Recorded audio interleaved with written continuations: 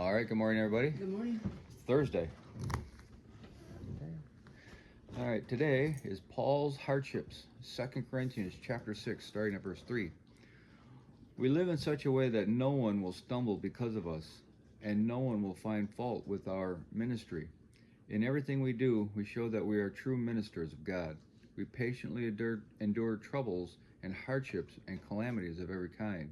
We have been beaten, been put in prison, faced angry mobs, worked to exhaustion, endured sleepless nights, and gone without food. We prove ourselves by our purity, our understanding, our patience, our kindness, by the Holy Spirit within us, and by our sincere love. We faithfully preach the truth. God's power is working in us. We use the weapons. Hang on, let's move this over a little bit. Okay.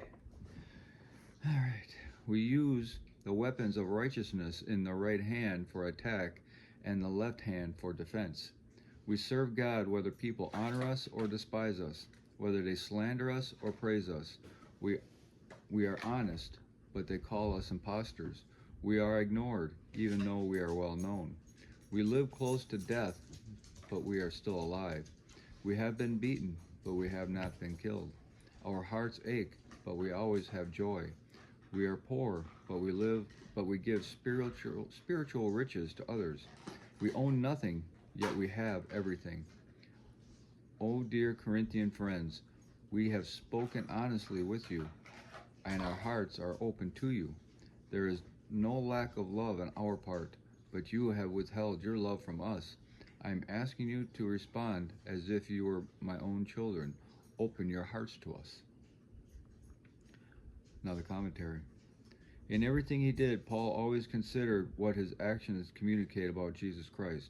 If you are a believer, you are a minister of God, for God. In the course of each day, unbelievers observe you.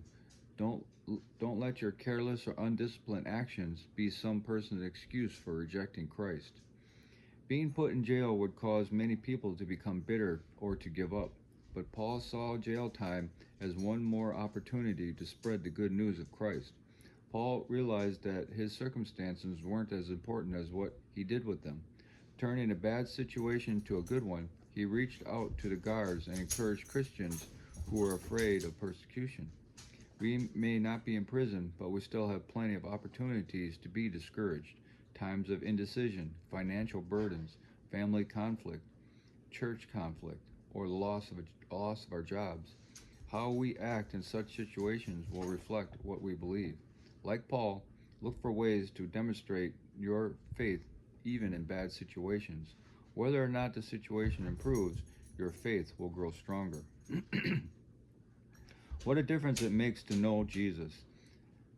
He cares for us in spite of what the world thinks. Christians don't have to give in to public opinion or pressure. Paul stood faithful to God whether people praised him or slandered him. He remained joyous and content in the most difficult hardships. Don't let circumstances or people's expectations control you.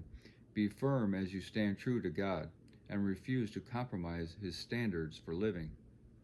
Our hearts are open to you means that Paul had told the Corinthian believers his true feelings for them, clearly revealing how much he loved them.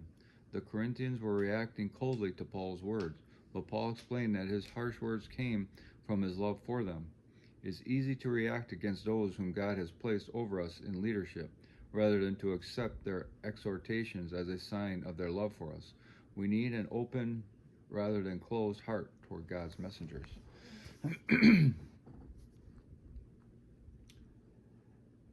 And we've often said that the closer we get to Christ, the more the world turns against us. Absolutely. And that obviously Paul here was very close to Christ, and it was very hard on him for it. But we need not let that discourage us. We go and, we see in this age of social media, we see, street side preachers getting spit on and all kinds of hate thrown in our way, and it's the way the world is, and we have to not worry about the ones that are in your face. You more worry and hope and pray for the ones that are in the background watching. Yeah. Because they're watching the people react. And not so much the people that are being abusive, but how the people react to the abuse. Yeah, and you might not ever know that that person in the background's there. No. You know, and that's very true. They do watch how you react. But it's not just the confrontation of people directly either.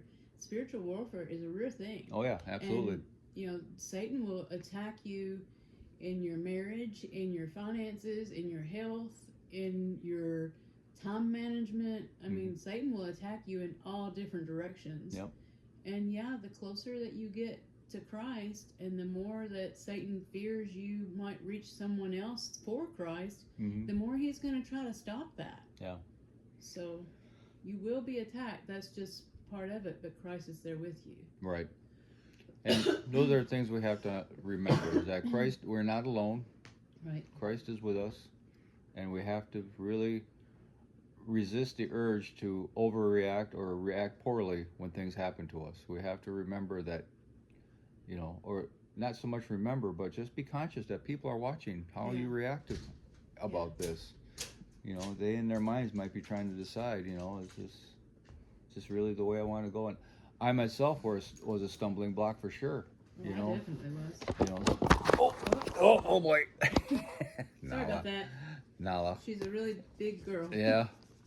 But, you know, trying to claim that I was a follower of Christ and acting the way I did. And so we have to really be conscious of that and really let the Holy Spirit take over our lives. And that's really what it's about. When the Holy Spirit is nudging you, don't say this or don't do that, we have to heed to that and not get overly emotional. And, you know, it's hard. It's very hard. But that's what he's there for, is to put a check valve on us.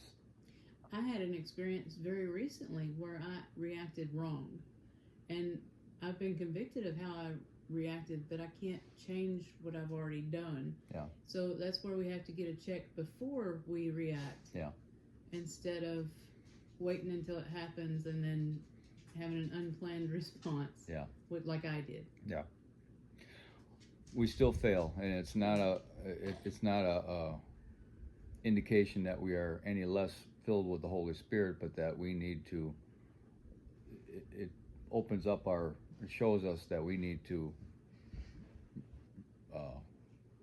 release ourselves to the Holy Spirit. Right. Just a reminder to do better about that, to let the Holy Spirit guide us in these things. Okay, hope everybody has a glorious day, and we'll talk to you later.